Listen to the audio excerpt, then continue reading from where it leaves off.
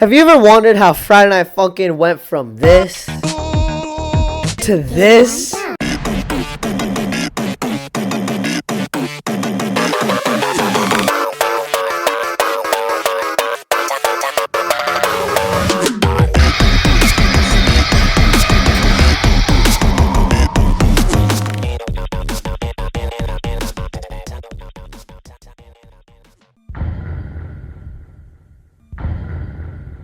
Wait, let me get in character. I'm not gonna make that a transition. Now, we all know Friday Night Funkin'. And Friday Night Funkin' has been through a lot. So today we're gonna be talking about the insane story about how Friday Night Funkin' came back to life after pissing off millions of people around the world. I mean, I wasn't one of them, but like still. The story starts on October 2nd, 2022. When this guy, Ninja Muffin 99, got 3 newgrounds artists to help him create his submission to the Lundum Dare 47, which is a game jam event. If you don't know what game jams are, it's basically like these people that run the game jam give the developers a certain amount of time to like make a game, and it's usually really short, like a couple days or maybe a week. And the Lundum Dare was hosted on Newgrounds, and if you don't know Newgrounds, it's where you play all those edgy games on your computer in like a fucking computer science class. And I mean, Newgrounds is a pretty big deal, a big enough deal that Fox News got pissed about a bunch of 10-year-olds stabbing this gray guy with a pokey stick. It is online and it allows kids to torture. In the beginning, they had 3 characters: Daddy, Dearest, Boyfriend, and Girlfriend. Beautiful, alright? And Ninja Muffin wanted to make like an old school rhythm game, you know, kind of like Parappa the Rapper. No, not again. Not again! So in 3... Oh my god! So in 3 days of development, the game was released to the public with, 2 songs. Yeah. And I couldn't be too quick to judge, so I went and downloaded it on some random ass GitHub page I found. And it was, it was definitely something, man. And it wasn't that hard. I beat it pretty easily. I love! The main differences that I found was like the starting screen. They didn't even tell me how to start the game. I was fucking stupid. I would have stayed there for 5 minutes trying to figure out how to start the game, but I'm not, of course. The fuck do I start it with? I'm fucking stupid. A different icon for Boyfriend, and then Girlfriend sitting on a flying gray box. It also felt a lot less forgiving. Like, you click a note and you get like a quarter of what you get if you miss a note. And once the game jam concluded,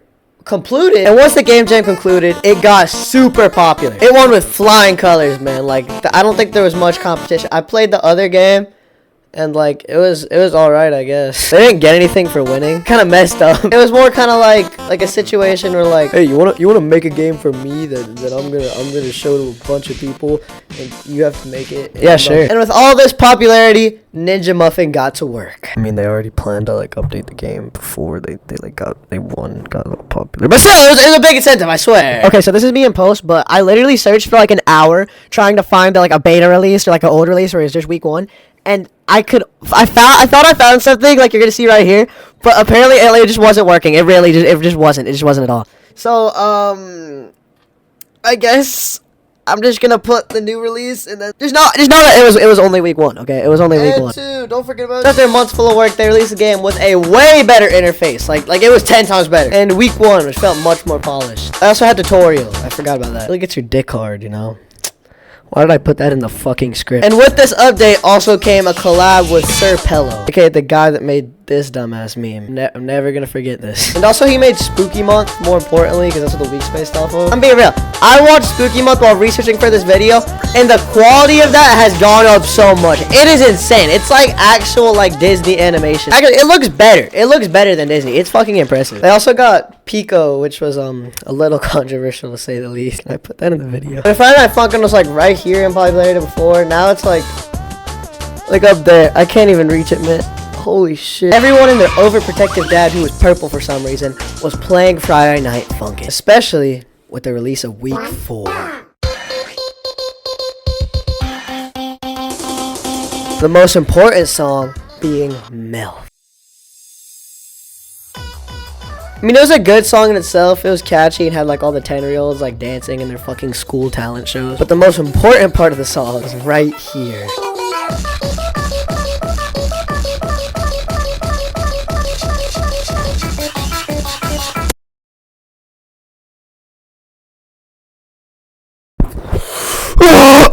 Oh wait, you guys can hear it now. And now the biggest YouTubers in the world are playing Friday Night Funkin'. I'm not kidding when I'm saying there are literally compilations on YouTube of people reacting to just the MILF beat drop. The biggest one that I could find had 2 million views. 2 million! Bro, that's like more than my entire channel, man. Now I see why the 10-year-olds are singing this in talent shows. Everybody's playing it. They weren't just playing it. They were making bank on this game, man. I'm talking cash. Oh my god, look at these view counts. I'm talking 6 million. I'm talking 7 million. I'm talking 19 million. Friday Night Funkin' was taking over the world. I'm talking 77 million of Friday Night Funkin' mukbang and 46 million on Friday Night Funkin' Monster School. And Huggy Wuggy is not a monster. Poppy Playtime Friday Night Funkin' animation. Why does this have 45 million views? And this is where we enter. So as Friday Night Funkin' kept updating, it also kept getting more popular. And they've already shown like the community how other forms of like collaborations were possible with like what are the fucking Monster Kids, and then also Pico, which I don't know if that's a good collaboration. So people started to mod it, and this was a good thing. I mean, people adored these mods, as we can see from some of the view counts on these videos. Holy shit! Like Tricky the Clown from Madness Combat, aka fucking Newgrounds Lifeblood. There's also this weird looking bomb guy named Witty. He's pretty cool, right? We like him. And also a smoking addict. This got 41 million views. With all this modding buzz, it was obvious that it was not gonna slow down anytime soon. So people started to make slop. But with anything popular nowadays, people find a way to capitalize on it. Like, come on, man. What is this? Why? This is also where Huggy Wuggy is not a monster. Poppy Playtime Friday Night Funkin' animation comes in. I never thought I'd have to say all those words together in one sentence. It's like a tongue twister. You at home, I want you to say Huggy Wuggy, or wait. Yeah. Huggy Wuggy is not a monster. Poppy Playtime animation 5 times. Or wait, no. Fuck, I fucked it up. Huggy Wuggy is not a monster. Poppy Playtime Friday Night Funkin' animation 5 times fast at home. If you did it, tell me in the comments. I'll give you a thumbs up and a heart. And they'll tell you you're cool and give you a little pat on the back. To clarify, Ninja Muffin has said multiple times this is not a game for kids. Take a look at week 4. Well, with videos like these, there are clearly kids playing it. Including myself, I won't lie. I was a wee lad when Fnf dropped. I think I was in like 6th grade, and I just remember like my teacher would get so fucking pissed at me because I'd be playing Friday Night Funkin' like in the middle of history class, and then he'd be like, turn off Friday Night Funkin', and I'll be like, I'm about to win, I'm about to get my new combo. That was good times. But when I say kids, I mean like babies with their mom's iPad, the ones that like to play with their shit in the bathtub. And what do babies with iPads love? Huggy Wuggy is not a monster. Poppy Playtime, and because of this, the game got called. No.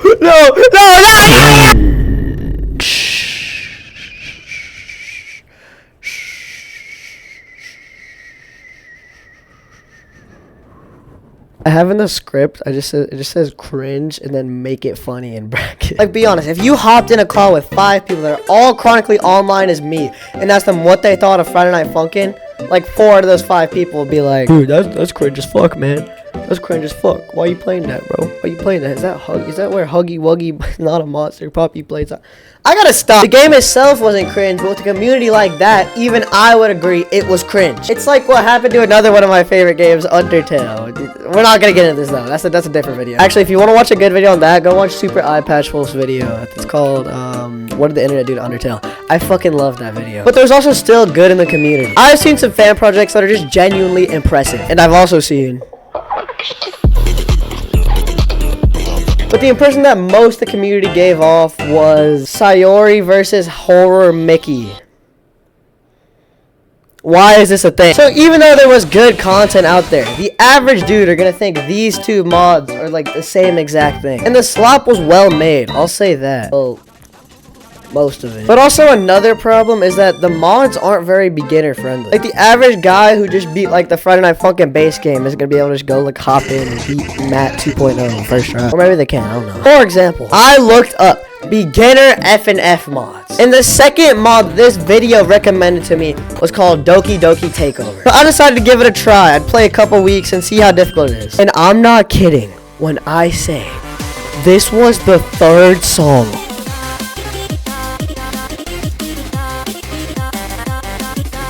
Okay, you know, we're just gonna dissect this frame real quick. These notes, that one right there, you can't click. If you click that, you die and you have to restart the level. All these other notes on this screen, you have to click, and if you don't, you'll just fucking lose. Because if you look down there, you're at like half HP.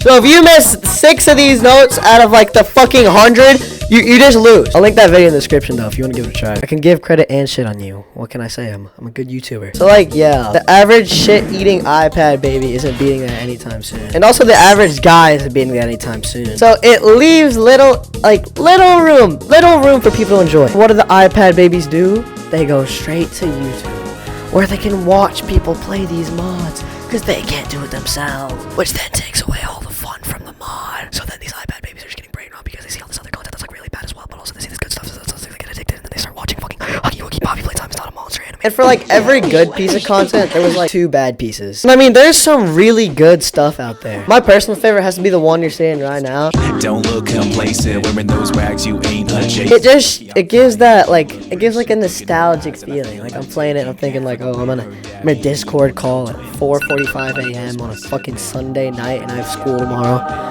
And we're all just vibing. We're all having a good time. Makes me feel so nostalgic. It's a cool fucking commercial. Go check it out. And another big problem about Friday Night Funkin' was their biggest success to this day. Now the title will make sense in a second, I swear. So after the release of week 7 came the Kickstarter. And oh lord, there's a lot. Now before I get into the controversies, here are all the what's it called? Here are all like the donation goals. Wow, this is a lot. That's a lot. And on top of that, they also have things they're just gonna complete anyway. I actually haven't even read these. Here they all are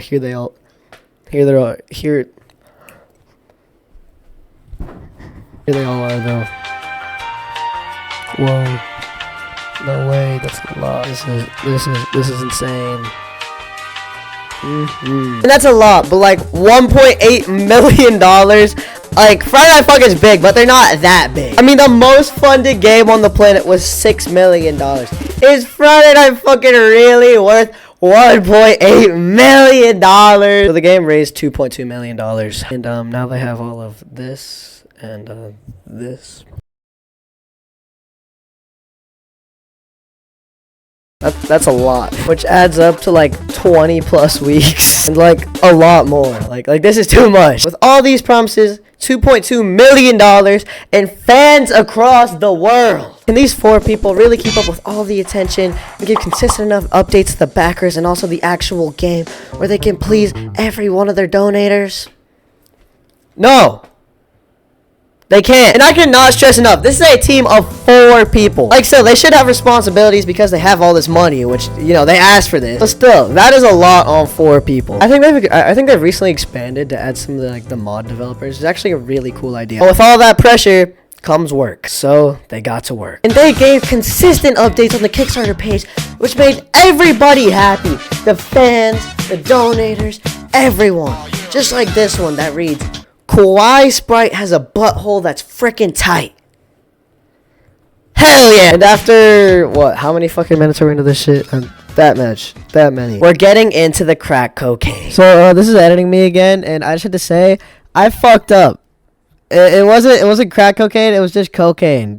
So yeah, guys, my bad. Before we get into the crack, I just thought it was funny how if you look up Friday Night Funkin' Kickstarter, like the second or first result on Google is literally Friday Night Funkin' Kickstarter crack. Maybe they're talking about Kawaii Sprite's butthole. That's freaking tight. Remember how a couple seconds ago I said they promised consistent updates? Yeah, that didn't happen. They had very inconsistent times when it came to posting on their Kickstarter page, which is definitely bad if you have all these backers and fans and also $2.2 million. They also have a weekly blog, which they kind of posted on weekly for a little bit and then just stopped. If you want better information on this topic, I'd recommend go to check out like Sully's video. That's a really good video and he will cover it 10 times better than I will. So after not too consistent updates and literally a year and a half of not posting on their Kickstarter page. Wait, no, not a year and a half. Half a year, my bad. People started speculating. Did I say speculating? But there was literally proof. The biggest rumor is that they spent all the money on crack. Mainly because of this Kickstarter page, which I don't think I can show. I'll blur it out, but you can guess.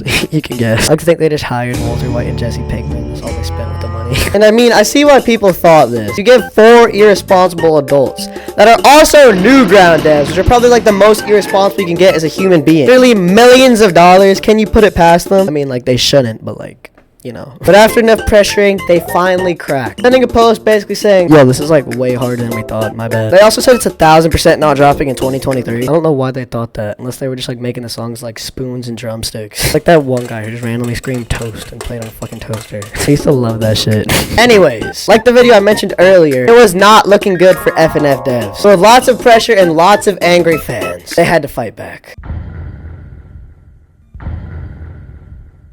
And the way they fired back was by dropping the hardest shit I have seen in years!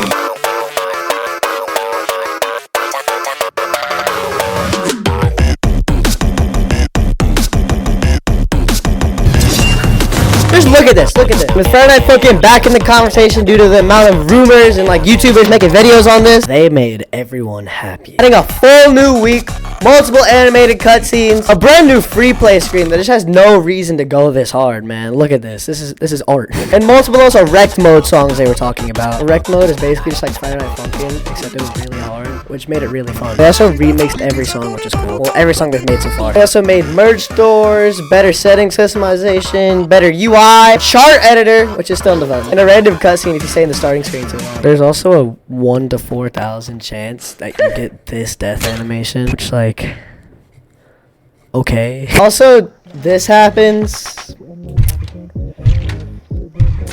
I love how the one-time boyfriend and girlfriend fuck canonically is for an ad. That is the most FNF shit I've ever heard of. And with all these elements, like the angry fans who are soon to be pleased, actually fulfilling some of their promises, and saying they only spent half the money on crack cocaine, they came back more successful than ever. And now, all we can do is go back to waiting. But wait, don't go yet, I guess this is like part 4.5. So like, yeah, I'm making this little segment for like one reason, and that's because of this. Like, yeah, I bought the boyfriend shirt.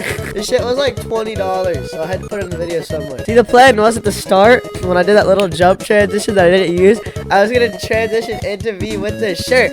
But this shit took like a week and a half to ship, and I had to get a video out. So yeah, I had to scrap the boyfriend shirt. I was gonna get the jeans, I was gonna get everything. I was gonna turn the hat backwards. It's gonna be so great, but fucking shipping took too long. But yeah, I hope you guys enjoyed the video. It was pretty fun to make. I'm really excited to get this one out for you guys, because I know some people have been asking for it, like 3 people. But yeah, I'll see you guys.